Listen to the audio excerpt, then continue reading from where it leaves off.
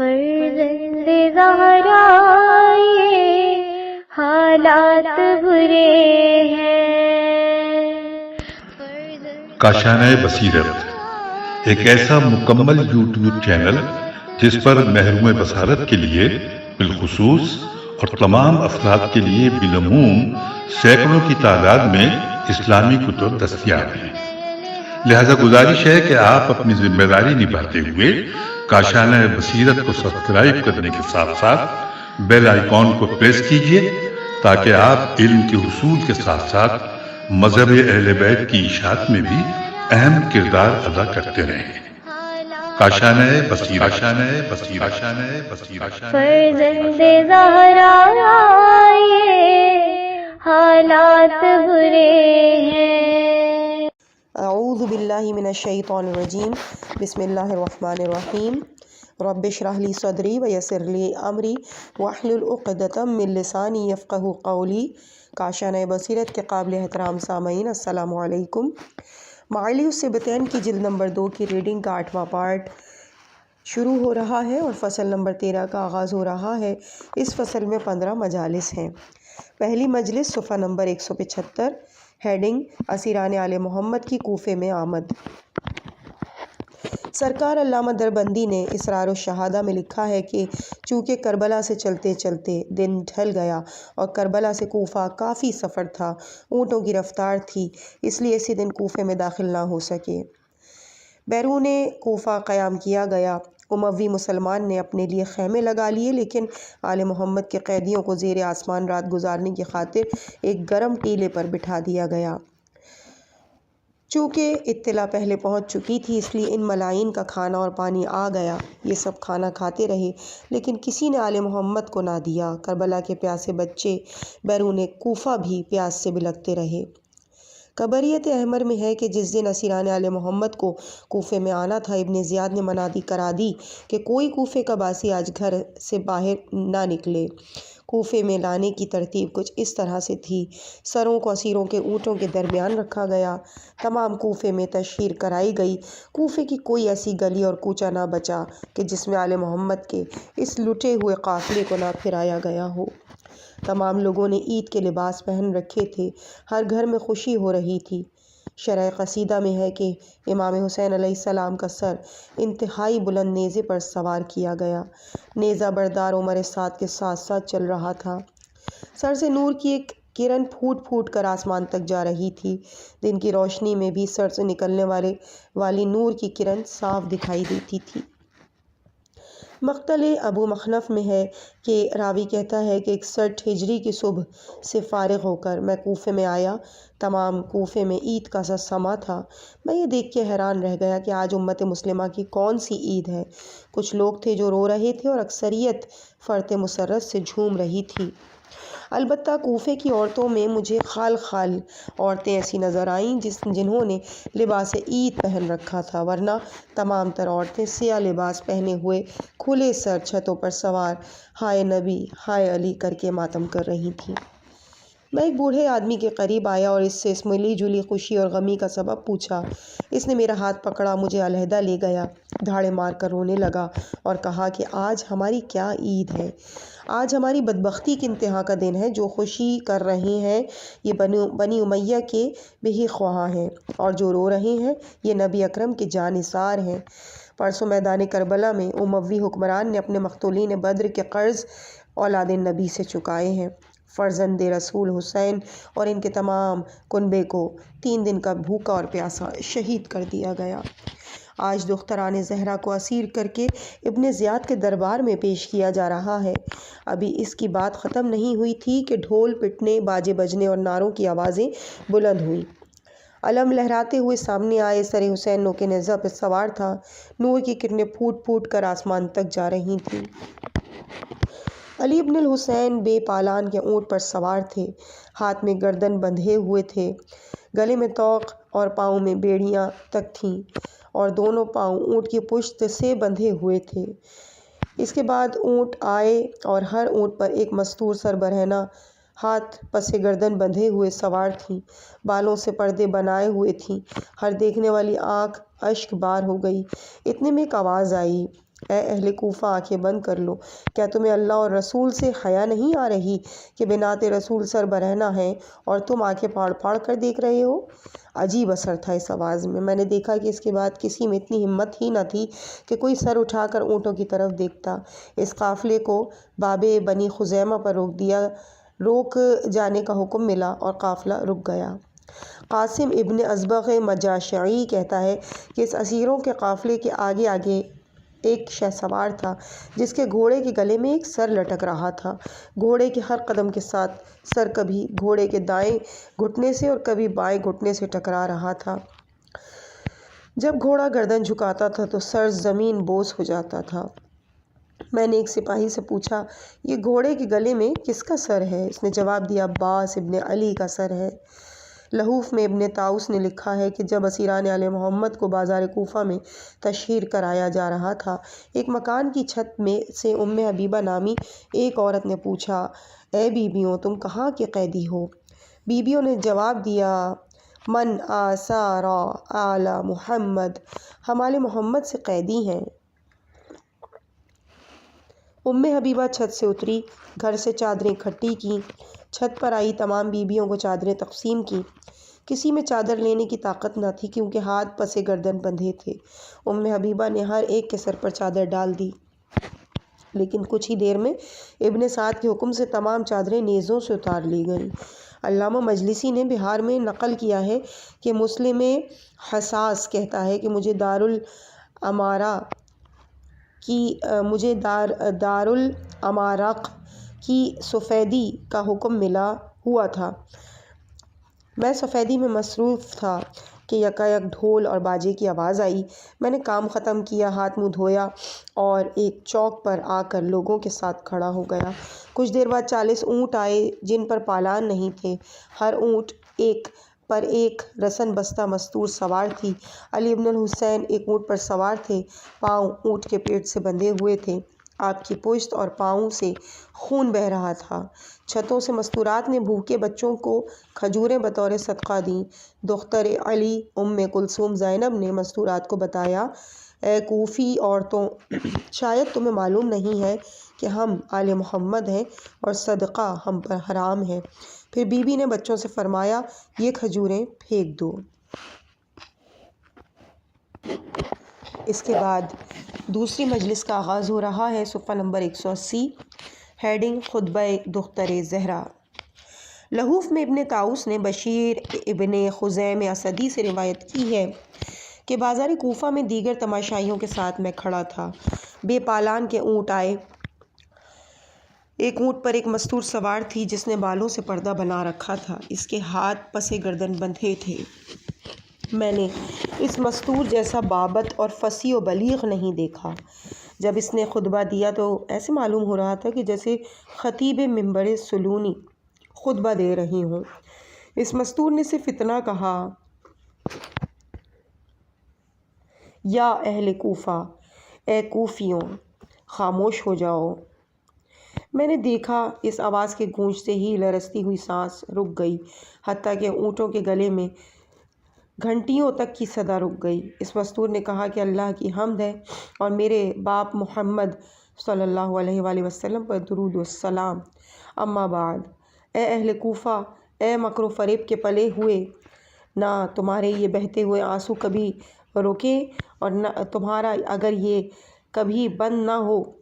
تمہاری مثال اس عورت کی جیسی ہے جس نے سوت کاٹنے کے بعد اپنے کاتے ہوئے کو ریزہ ریزہ کر دیا ہو۔ تم نے بھی ایمان کی قسمیں کھائیں اور پھر سے غلط کر دیا۔ اب کون نہیں جانتا کہ تمہارے ایمان کی بنیاد ہی مکر و فریب تھی۔ وہ کون سی بری خصلت ہے جو تم میں نہ ہو؟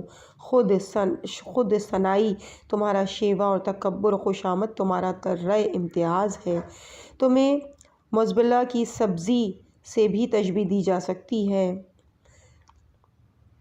اور یہ بھی کہا جا سکتا ہے کہ تم کسی قبر پر پڑی ہوئی چاندی ہو جو صرف دولت کی نمائش کے لیے ہوتی ہے۔ ذرا سوچو، تمہارے پاس آخرت کے لیے کیا رہ گیا ہے؟ قیامت کے لیے تم نے کیا کر لیا ہے؟ اللہ کا غضب نازل ہو اور تم دائمی عذاب میں مبتلا ہو گئے۔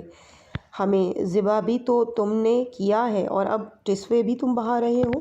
بخدا تمہیں رونا چاہیے، تم سے زیادہ رونے کا سزاوار کون ہے؟ جتنا رو سکتے ہو رو اور کم از کم ہنسو۔ تم نے دائمی لعنت اور نہ مٹنے والی عار حاصل کر لی ہے، اور جس قدر بھی دھوکے یا غار و لغت اور زیادہ چمکے گی اور جتنا بھی زیادہ دھوگے یہ عار و لعنت اور زیادہ چمکے گی۔ دنیا میں کوئی پانی ایسا نہیں جس سے اس داغ کو دھو سکو۔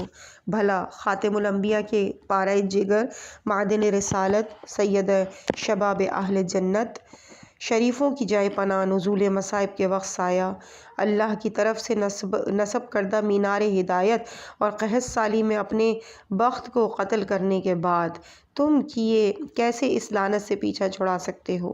یقین رکھو تم نے بہت بڑا بوجھ اٹھایا ہے۔ اف ہو تم پر، تف ہو تمہارے کردار پر۔ ہر کوشش رائگاں گئی، ہر ہاتھ رسوا ہو گیا، تمہاری تجارت گھاٹے میں رہی، غضب خدا خرید لیا، دائمی ذلت اور رسوائی مول لی۔ اے اہل کوفہ، رسوا ہو جاؤ۔ بھلا جانتے ہو رسول عالمین کے کس جگر پارے کو تم نے پامال کیا، کس خون کو تم نے صحرائے کربلا میں بکھیرا، کن مخدرات کے سروں سے چادریں چھین کر انہیں رسن بستہ کر کے تشہیر کیا۔ کیا تم اس بات پر حیران ہو کہ آسمان سے خون برسا ہے؟ حالانکہ قیامت کا عذاب تو اس سے کہیں زیادہ رسوا کن ہوگا۔ البتہ آج تمہیں نظر نہیں آ رہا۔ اللہ کی طرف سے دی گئی اس مہلت کو حقیر نہ سمجھو، اسے کوئی جلد بازی نہیں اور نہ ہی کسی قسم کا بدلہ ختم ہوگا۔ اللہ تمہاری نگرانی کر رہا ہے۔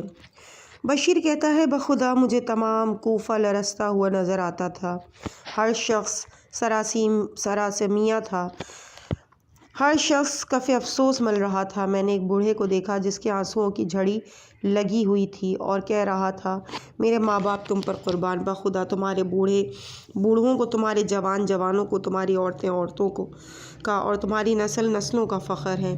نہ تو کوئی تمہیں رسوا کر سکتا ہے اور نہ کوئی تمہارا نشان مٹا سکتا ہے۔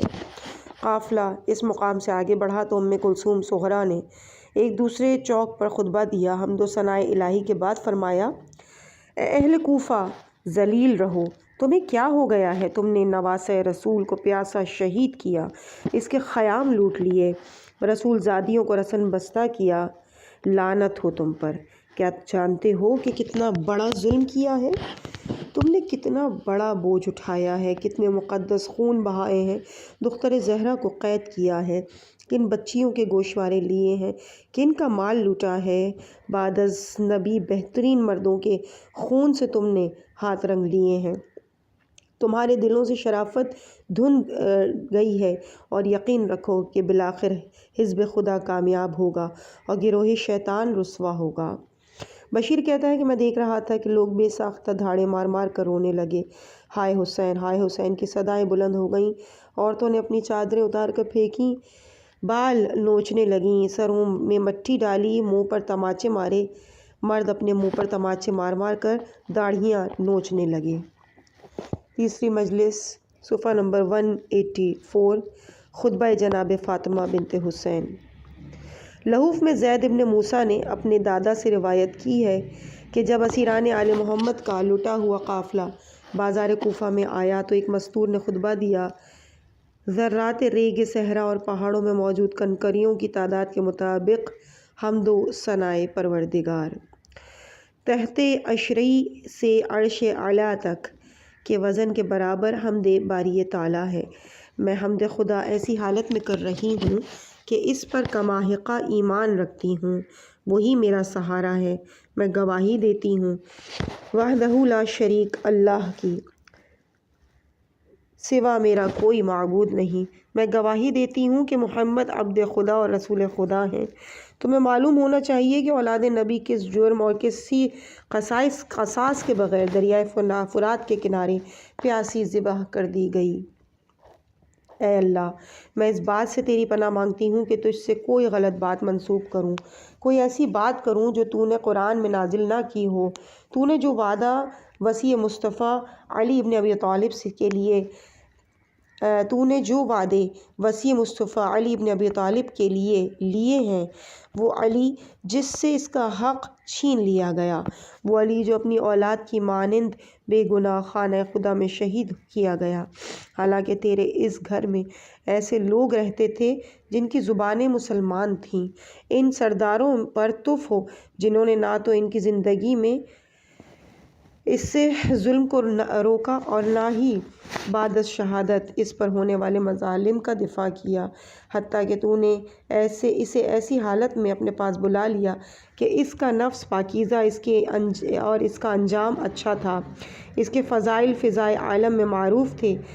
اے اللہ، تجھے معلوم ہے کہ علی کو تیرے سلسلے میں کبھی کسی لومہ لائم نے باز نہیں رکھا، اور نہ ہی اس نے تیرے معاملے میں کسی ملامت گر کی ملامت کو درخور اعتنا سمجھا۔ وہ علی جس نے بچپنے میں اعلان اسلام کیا، عالم شباب ہی میں اللہ نے اس کے مناقب گنوائے، ہمیشہ اللہ اور اس کے رسول کی طرف بلاتا رہا، حتیٰ کہ اللہ نے اسے اپنے دربار میں بلایا۔ تادم آخر وہ دولت سے کنارہ کش رہا، اسے کبھی دنیاوی حرص و آز نے مغلوب نہیں کیا، ہمیشہ اس کی فکر آخرت میں رہی، راہ خدا میں ہمیشہ غازی رہا۔ اللہ اس سے راضی تھا، اس لیے اللہ نے اسے اپنی ولایت کے منصب جلیل کے لیے منتخب کیا تھا، اور اللہ نے اسے صراط مستقیم بنایا تھا۔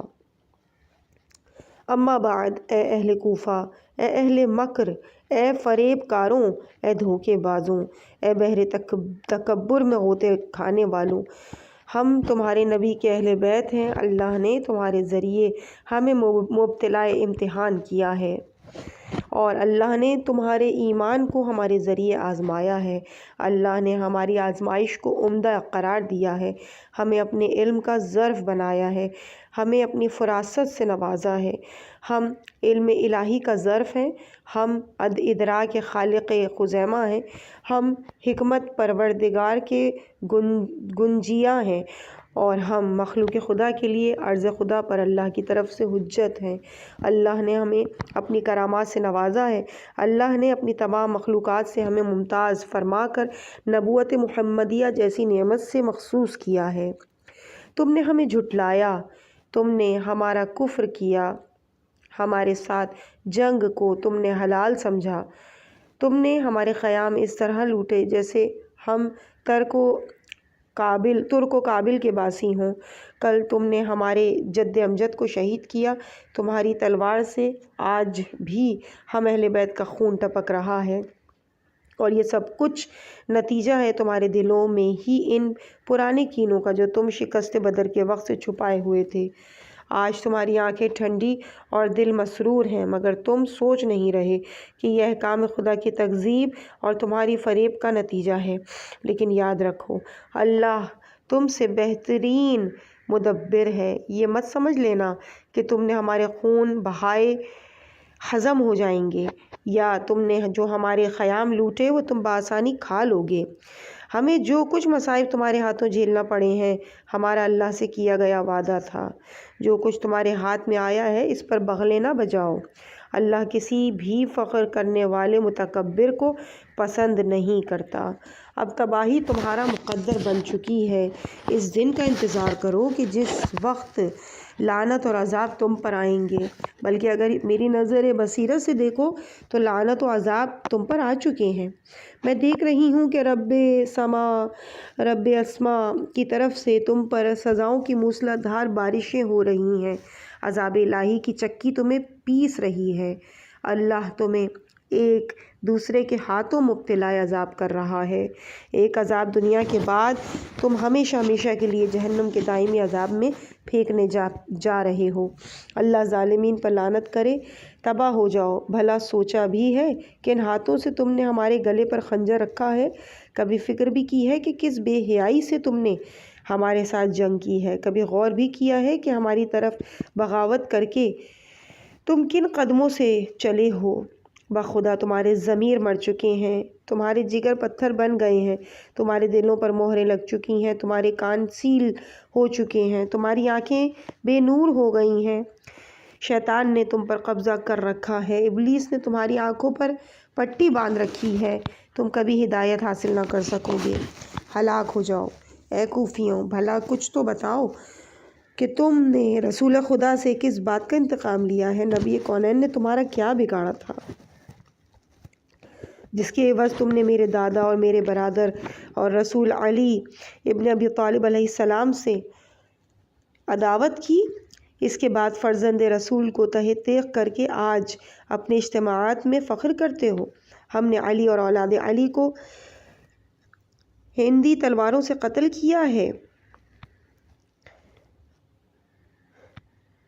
رسول خدا سے تم نے کس بات کا بدلہ لیا ہے کہ آج سر بازار فخر سے کہتے پھرتے ہو کہ ہم نے رسول زادیوں کو رسن بستہ کیا ہے؟ آج قاتل خوشی سے پھولے نہیں سماتے، ہمیں اسیر بنانے والے ہمارے سامنے انعام مانگ رہے ہیں۔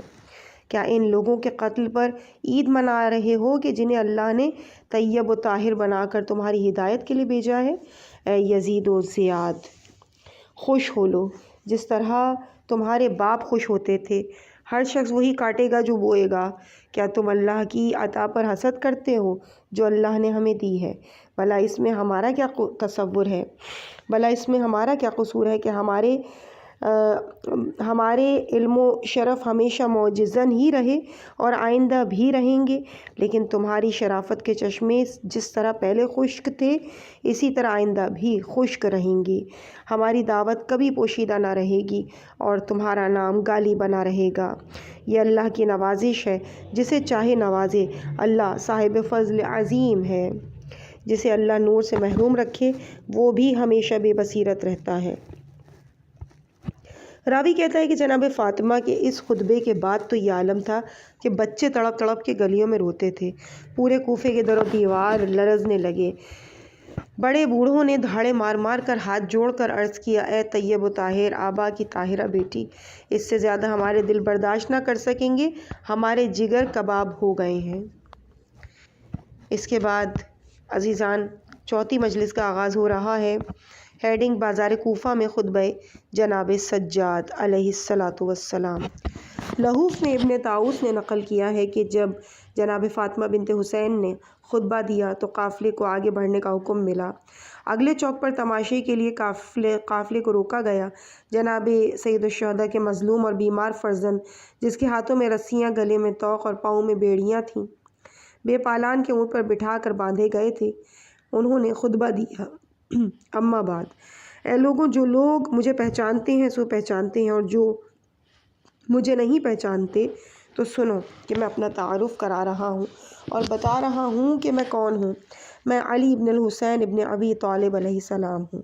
میں وہ مظلوم ہوں کہ جس کی مستورات کو سفر میں لوٹ لیا گیا۔ میں وہ بے کس ہوں کہ جس کے خیام کو نظر آتش کر دیا گیا۔ میں وہ غریب ہوں کہ جس کا مال غارت کر دیا گیا۔ میں وہ تنہا ہوں جس کی ماؤں، بہنوں اور پھوپھیوں اور مستورات کو میرے سامنے رسن بستہ کیا گیا۔ میں وہ یتیم ہوں کہ جس کے باپ کو کسی جرم و انتقام کے بغیر دریائے فرات کے کنارے 3 دن کا بھوکا پیاسا شہید کر دیا گیا۔ میں اس مظلوم کا بیٹا ہوں جس نے زیر خنجر بھی دامن صبر ہاتھ سے نہیں چھوڑا۔ مجھے اس پر فخر ہے اور میرے فخر کے لیے تا قیامت یہی کافی ہے۔ اے لوگوں، میں تمہیں اللہ کی قسم دیتا ہوں، کیا تمہیں معلوم ہے کہ تم ہی نے میرے بابا کو کوفہ آنے کی خاطر خطوط لکھے تھے؟ پھر تم نے ہی اس کو دھوکہ دیا تھا۔ تم جانتے ہو نا کہ تم نے میرے بابا سے وفا کے وعدے کیے تھے اور میرے بابا سے بیعت کی تھی، پھر تم ہی نے اس سے جنگ کی تھی۔ لعنت ہو تمہارے اس عمل پر جو تم نے آخرت کے لیے کیا ہے، اور ہو تمہارے اس فکر پر جس کے نتیجے میں تم نے فرزند رسول کو پیاسا ذبح کیا ہے۔ بھلا کن آنکھوں سے اس وقت نبی کونین کا سامنا کرو گے کہ جب وہ تم سے فرمائیں گے کہ تم میری اولاد کے قاتل ہو اور میرے ناموس کو رسن بستہ کرنے والے ہو، تم میری امت نہیں ہو۔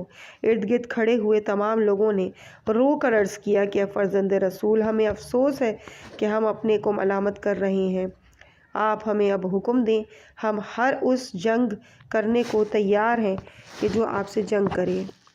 آپ نے فرمایا خبردار، پھر مجھے کبھی ایسا نہ کہنا، میرے بابا، میرے چچا اور میرے دادا کے ساتھ بھی تم نے ایسے ہی وعدے کیے تھے کہ اب میں تم پر اعتماد کر سکتا ہوں؟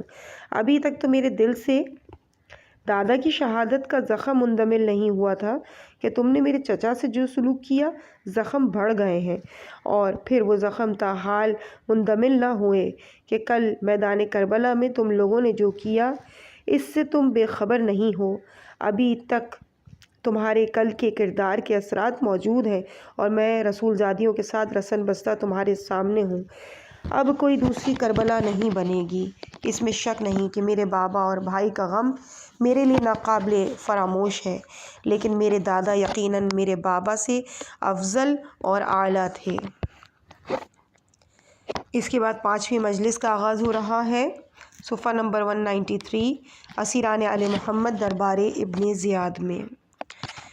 بطور تمہید چند الفاظ پیش کرتا ہوں۔ از روئے تاریخ اسلام 8 افراد زہد میں معروف ہیں۔ نمبر 1 ربیع ابن خبثم، نمبر 2 حرم ابن حیطان، نمبر 3 اویس قرنی، نمبر 4 عامر ابن عبد قیس، نمبر 5 ابو مسلم انحولانی، نمبر 6 مسروق ابن اجدح، نمبر 7 حسن بصری، نمبر 8 اسود ابن برید۔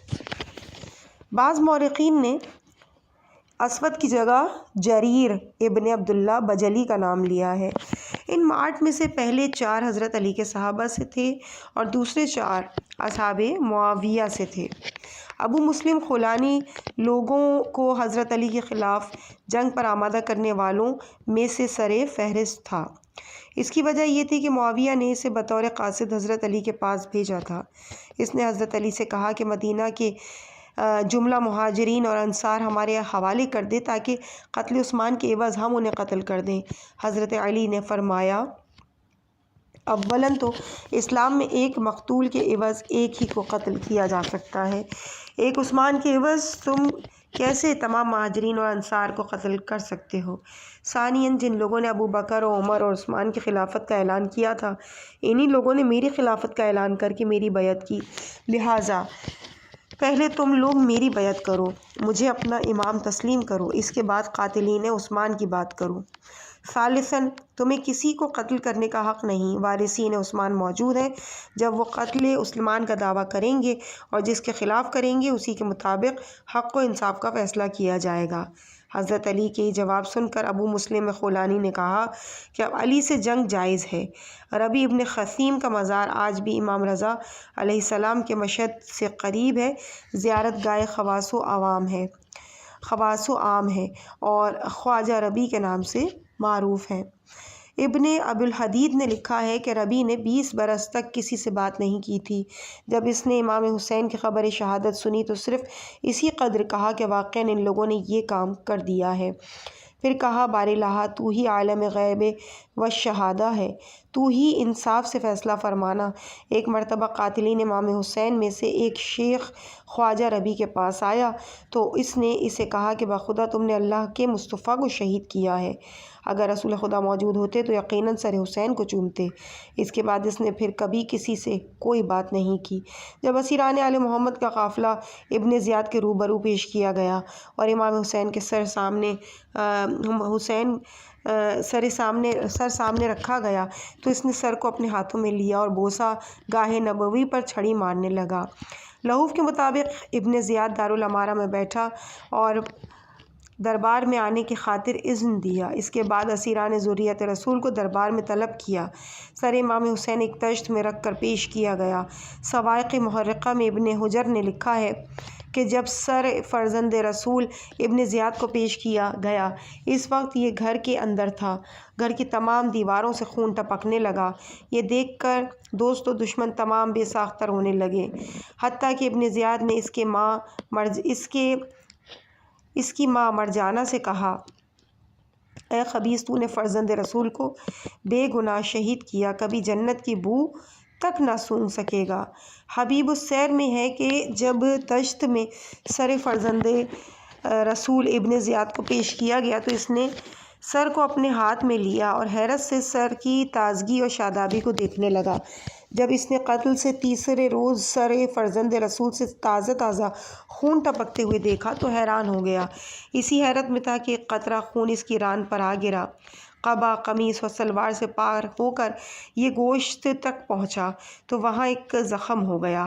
تا دم آخر اس نے بہت علاج کیا لیکن اس زخم سے عفونت میں اضافہ ہوتا رہا۔ آخر کار کہ یہ اپنی اس عفونت کو چھپانے کی خاطر اپنے پاس مشک رکھنے پر مجبور ہو گیا تھا۔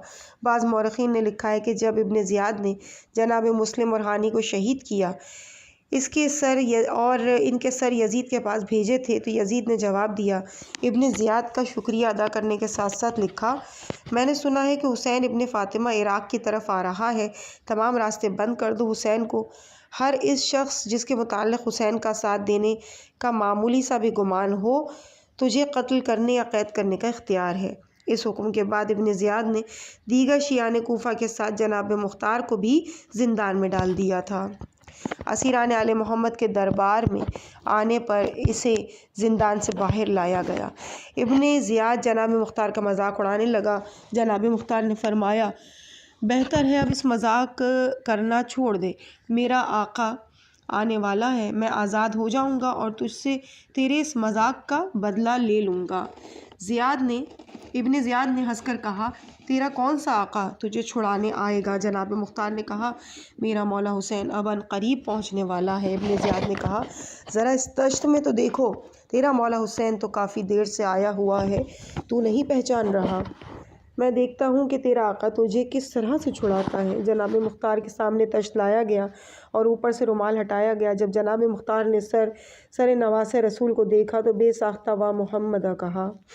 شیخ مفید نے لکھا ہے کہ جب فرزند رسول کا سر ابن زیاد کے سامنے پیش کیا گیا تو اس نے سر کو ہاتھوں میں اٹھا کر سر سے مذاق کرنا شروع کر دیا۔ سر کی طرف دیکھتا بھی تھا اور ہنستا بھی تھا۔ حسین، ابھی تک تو جوان تھا، جلد بوڑھا ہو گیا، تیری داڑھی سفید ہو گئی، تیرے لب بڑے حسین تھے۔ اس کے ہاتھوں میں ایک چھڑی تھی اور مسلسل دندان مبارک پر لگاتا رہا۔ نفس المحموم میں ہے کہ یہ فاسق کبھی چھڑی امام مقتول کی ناک پر، کبھی آنکھوں پر، کبھی منہ میں، کبھی دندان مبارک پر مار مار کر ہنستا تھا۔ حمید ابن مسلم کہتا ہے کہ میں نے اپنی آنکھوں سے ابن زیاد کو چھڑی سے امام حسین کے دندان مبارک کی بے ادبی کرتے ہوئے دیکھا تھا۔ عمالی شیخ صدوق میں ہے کہ خبیث چھڑی سے بے ادبی کرتے ہوئے کہتا تھا، حسین یوم عاشوراء یوم بدر کا بدلہ ہے۔ ابن زیاد کے ایک پہلو میں صحابی رسول زید ابن ارقم بیٹھا ہوا تھا جو انتہائی سن رسیدہ تھا۔ جب اس نے ابن زیاد کو چھڑی سے دندان مبارک کی بے ادبی کرتے ہوئے دیکھا تو کہا، اے ابن زیاد، ان دانتوں سے چھڑی پر پرے کر لے، میں نے اپنی ان آنکھوں سے بے شمار مرتبہ نبی کونین کو ان دانتوں کی طویل بوسے لیتے ہوئے دیکھا ہے۔ یہ کہہ کر زید رونے لگا۔ ابن زیاد نے کہا، اللہ تجھے اور زیادہ رلائے، اگر تو بوڑھا نہ ہوتا اور تیری عقل ٹھکانے ہوتی تو میں اسی دربار میں تیرے قتل کا حکم دے دیتا۔ زید اسی وقت اٹھا اور اہل کوفہ سے مخاطب ہو کر کہا، اے بد نصیبوں، تم نے ایک غلام کو اپنا حکمران بنا کر اس کی غلامی میں فرزند رسول کو شہید کیا ہے اور کبھی عزت کا منہ تم نہ دیکھ سکو گے، ہمیشہ غلامی کی زندگی گزارو گے۔ یہ تمہارے شرفاء کو قتل کرے گا اور تمہارے لفنگوں کو اپنا غلام بنا لے گا۔ پھر ابن زیاد سے مخاطب ہو کر کہا کہ اے ابن زیاد، ایک دن حضور نے اسی حسین کے لب چوم کر بارگاہ خالق میں عرض کیا تھا، بار الہ میرے بعد حسین تیرے پاس میری امانت ہوگا۔ ظالم، تو نے امانت رسول سے کیا سلوک کیا؟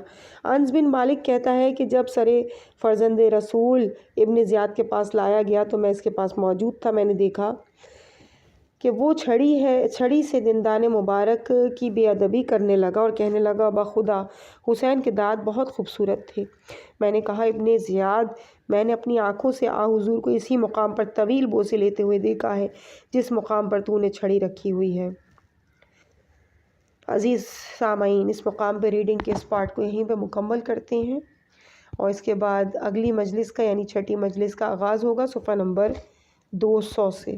مجھے اپنی دعاؤں میں یاد رکھیے گا۔ والسلام علیکم ورحمۃ اللہ وبرکاتہ۔